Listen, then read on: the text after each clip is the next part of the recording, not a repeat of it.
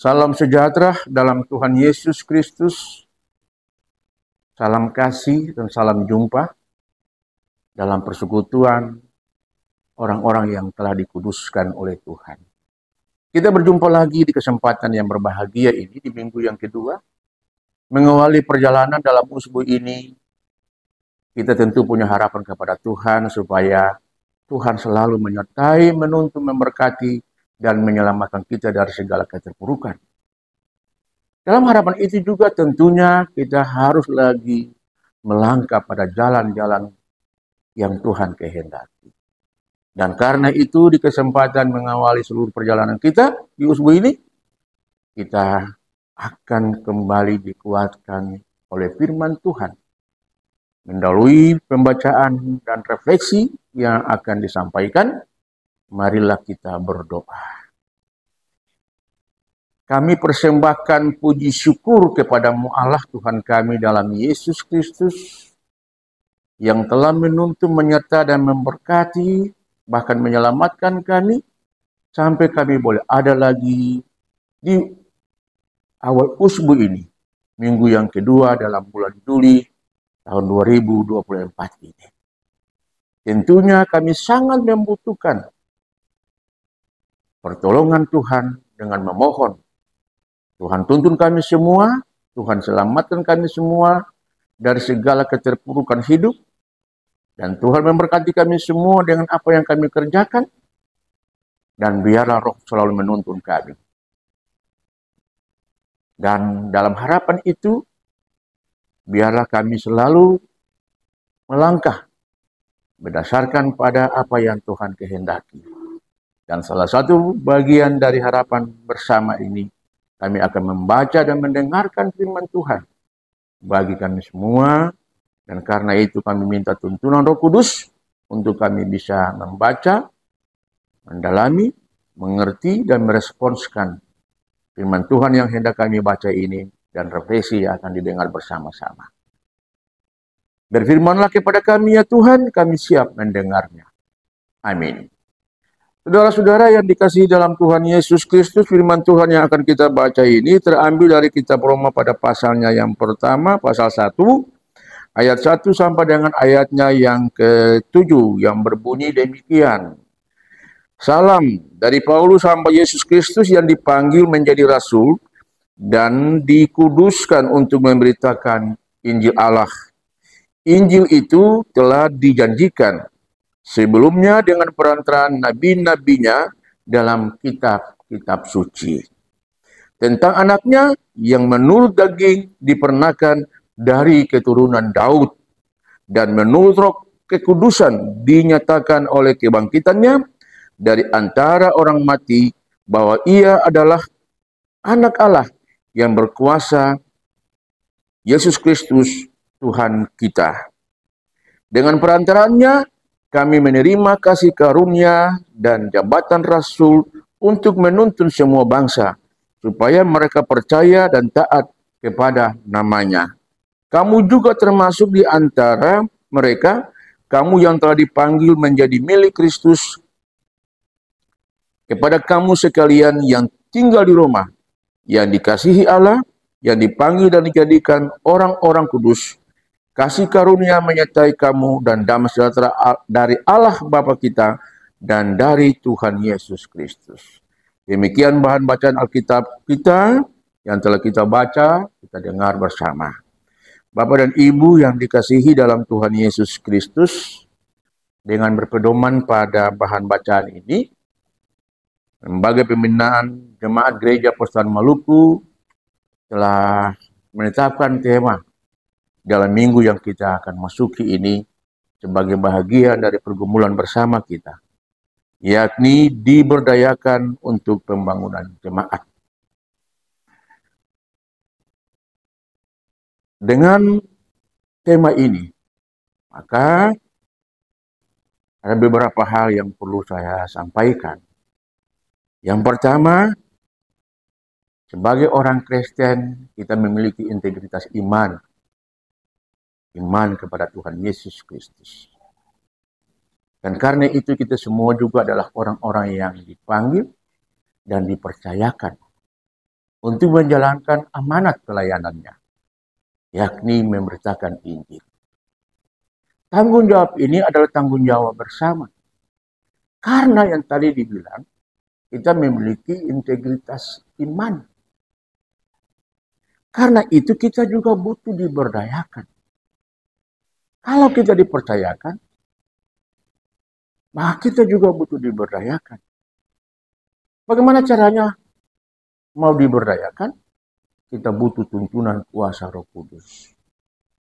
Sebab kuasa Roh Kudus itulah yang mampu menuntun kita, menyertai kita, memberkati kita, untuk kita melakukan segala sesuatu yang paling terbaik di tengah kehidupan ini. Sebab yang melakukan segala sesuatu yang paling terbaik, itulah menjadi bahagian dari kabar baik. Bahagian dari Injil Yesus Kristus. Karena itu saudara-saudara yang dikasihi dalam Tuhan Yesus Kristus, dalam perikop bacaan kita ini, maka Paulus memberikan penekanan pada aspek panggilan Kristiani. Pada aspek kepercayaan yang diberikan Allah kepadanya. Dan juga kepercayaan yang diberikan oleh Allah kepada jemaat, kepada umat di Roma. Ia mengawalinya dengan memperkenalkan diri sebagai orang yang dipercayakan menjalankan tugas kerasulannya dalam tanggung jawab untuk memberitakan Injil. Karena itu, Injil yang diberitakan itu Injil yang memang sudah dinyatakan oleh nabi-nabi terdahulu. Yang kini digenapi di dalam Yesus Kristus Tuhan kita. Sebagaimana pada ayatnya yang kedua dan ketiga itu. Dan oleh karena itu, dalam tanggung jawab untuk memberitakan Injil, maka Paulus sadari sungguh juga bahwa ia tidak pernah lepas pisahkan diri dari segala kekurangan dan kelemahan serta keterbatasannya. Tetapi ia sadar juga bahwa apa yang ada padanya adalah kasih karunia Tuhan untuk menerima jabatan kerasulan dalam tanggung jawab memberitakan Injil itu. Sehingga dengan tugas dan tanggung jawab kerasulan dalam memberitakan Injil itu, maka semua orang menjadi percaya dan taat kepada Tuhan. Begitu juga dia katakan lagi kepada jemaat di Roma, bahwa jemaat juga telah menerima tanggung jawab karena telah dipanggil menjadi milik Kristus. Sehingga tanggung jawab untuk memberitakan kabar baik itu adalah tanggung jawab bersama. Sebagai orang Kristen, saya mengingatkan kita semua bahwa kita punya tanggung jawab yang tidak bisa kita lepas pisahkan. Tadi beta sudah bilang di awal, kita memiliki integritas iman. Integritas iman ini, dia harus direspons dalam tanggung jawab hidup bersama. Sebagai warga gereja, kita pun tanggung jawab untuk melangsungkan pembangunan tubuh Kristus. Atau gereja atau jemaat, di mana kita dipercayakan sebagai orang Kristen. Supaya kita dapat menyatakan Injil itu. Atau menyampaikan kabar baik itu. Karena apa? Dalam pasal 1 ayat 16, dikatakan, Injil adalah kekuatan Allah yang menyelamatkan. Kalau kita melakukan tugas dan tanggung jawab kekristenan kita untuk menyampaikan kabar baik itu, maka semua menjadi baik. Dalam kehidupan bersama, kita memasuki usbu yang baru ini dengan harapan semua menjadi baik. Kalau semua menjadi baik, itu kan adalah wujud daripada kita menghadirkan kasih Kristus itu di tengah kehidupan kita. Kita menghadirkan Injil itu dalam seluruh eksistensi hidup kita. Jemaat Roma adalah jemaat yang telah dipercayakan sebagai milik Kristus. Kita orang Kristen, kita warga gereja, kita jemaat GPMCU adalah milik Kristus. Karena itu sebagai milik Kristus kita tidak bisa pasifkan diri dalam upaya kelangsungan pembangunan jemaat. Kelangsungan pembangunan gereja. Dan kita sangat membutuhkan tuntunan Roh Kudus untuk memberdayakan kita. Supaya kita menjadi orang-orang yang selalu diberdayakan. Kecemasan, ketakutan akan dilengkapi oleh Roh Tuhan itu. Dan kita mampu melakukan yang terbaik untuk menjadi baik. Dalam kehidupan bergereja, Gereja Pesan Maluku ini, kita dalam minggu-minggu yang akan kita jalani terus, dalam tahapan-tahapan pemilihan majelis jemaat.